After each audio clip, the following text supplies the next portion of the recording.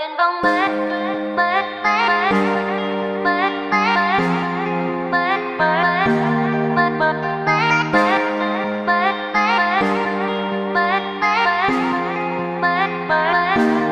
dù là viền vông mê mong replay trên con Guây,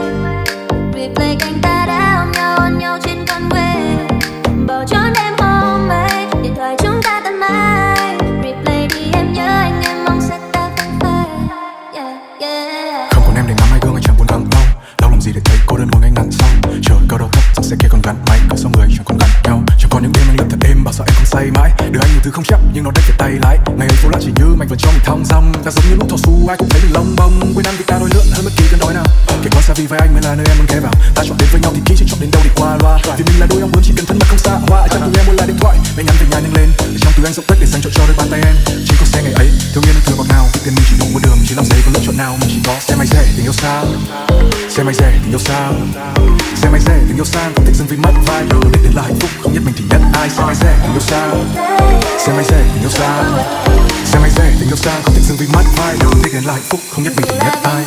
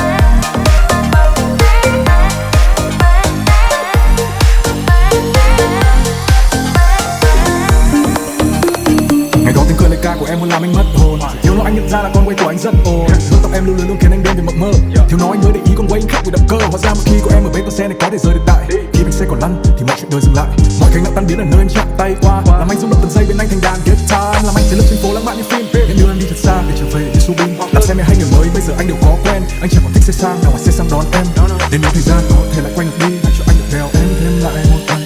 người ta nói yêu nhau yêu phải đường đi, chỉ tiếc con đường đi mình không thể dài dỗ vẫn chẳng còn xe máy rẻ tình yêu sao.